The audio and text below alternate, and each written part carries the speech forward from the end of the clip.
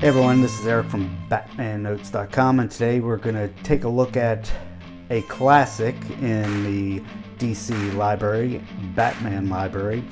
It is A Death in the Family.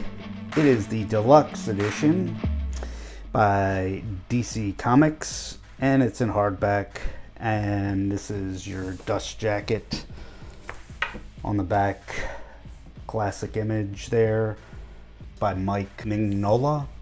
I hope I'm pronouncing that right. If we go ahead and pop off the dust jacket. Before we pop that way off, a couple more images. Very nice. Put that off to the side, and first thing you'll notice, you get a better shot of that. That is your image on the hardcover. If you look on the back, this is pretty neat. You're going to get an image of if Robin was actually alive, if he was voted to live. If you're familiar with the story, many people did not like the Jason Todd Robin character, and they voted via telephone to kill him. You had a chance to say yes or no if you survived, and neat thing about this is you'll see some of the panels with them showing what would happen if he would have lived. Opening it up, bookend pages with the classic bat image. Here's some of the people that are involved in it. Jim Starlin, Marv Wolfman, George Perez, Jim Aparo, George Perez, and Tom Rummett. Man, love all their artwork, all three of them. This is a great story. If you haven't read it yet, you probably heard about it. Death in the Family. And it begins with kind of Robin, the Jason Todd Robin, who a lot of you know becomes a villain later down the line in comic book history.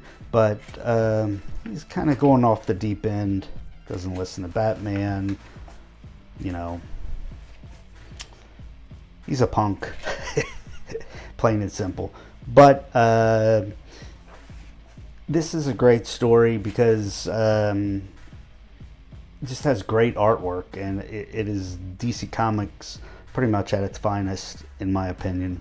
What happens here is Jason Todd finds out that his mother is actually different from who he thought was his mother, who he thought was his mother. So he goes out on a hunt for her, and what happens then is goes overseas, and Joker is involved. Batman is after the Joker, and they all end up together. I love this art. I love this artwork. I really do. I love when Batman and Robin go in as disguise. They go in disguise, and you can see the artist makes it very easy for you to know who Batman and Robin is under these disguises with the blue and red headgear. But just some great stuff. Robin has to find out who his real mom is, and there's a couple women who he finds out aren't his mom, and then finally finds his mom, and finds out why she gave him up for adoption. You kind of know what's going on here. Death in the Family, it's pretty obvious. Robin ends up dying, and you get some flashback scenes of Robin as Jason Todd Robin, how he became the Robin in the first place. Superman makes an appearance. They come back over to America, and the Joker has a new job, and it's very funny. But he's up to his old tricks, and pretty much the next thing you're going to find out is somebody's talking to both Bruce Wayne and Harvey Dent through a radio broadcast. Gets into the psyche of each. And you'll also find somebody looking for Dick Grayson, the old Robin, and both the Teen Titans and this individual are looking for him. This all leads back to Dick Grayson, tracing down his roots and the circus he belonged to. And it's a nice little story that goes on there as something is going wrong at the circus, and Dick Grayson is the one who is going to find out what is happening at the circus. Meanwhile, Two-Face and Batman are trying to end each other. Well, Batman's not trying to end him, but bring him to justice. Two-Face is trying to end Batman. There is a mysterious character that enters the scene, and after he finds Dick Grayson, well, this is going to be your third Robin entering the picture. And he explains how he first knew of Dick Grayson, and also knows a few secrets about Bruce Wayne and Dick Grayson. Nice little tale there. This is how you're going to get your third Robin as well. Tim Drake Robin, I really liked him back in these early days, and especially when Chuck Dixon wrote the Robin and Nightwing stories. Just some great stories. Get more of the Teen Titans in here. Cool shot of the motorcycle. Really dig the artwork on this edition. I remember when this first came out and getting these in trade back, or the monthly comics. Just love the artwork. I think it still holds up quite nicely. Two-Face is after him. You're gonna get and find out how the third Robin comes about and how they end everything. And also, did you see the last page? We'll try to blur it out.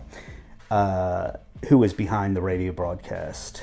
The neat thing about this, you'll get the actual ad and the phone numbers on each, and with those phone numbers, you could vote whether he survives or dies. Well, comic book readers at the time thought he ought to die.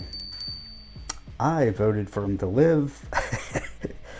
Didn't know how much of a jerk Jason Todd was, but couldn't bear seeing him die. So there's your ad. Here's some of the panels that are super cool. He is alive. That's the image that you're also going to get on. I don't know how well that is showing up, but that's the image that you're going to get on the back.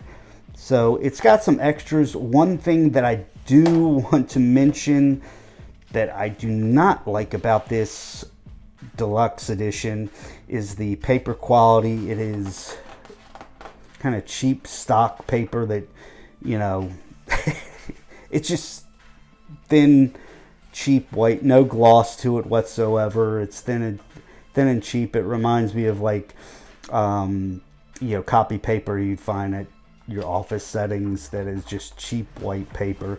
So that's the only thing that is not deluxe about it that I'm upset about. Very cheap there, but it is in the hardback form. It does contain some cool extras, and it is an awesome story. Out of 10 stars, we would probably give this about an 8, and I probably would give it even higher if it wasn't for that cheap paper that I mentioned that it is printed on, that I just do not like.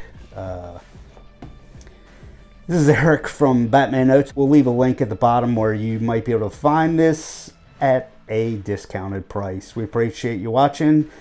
Don't forget to like and subscribe.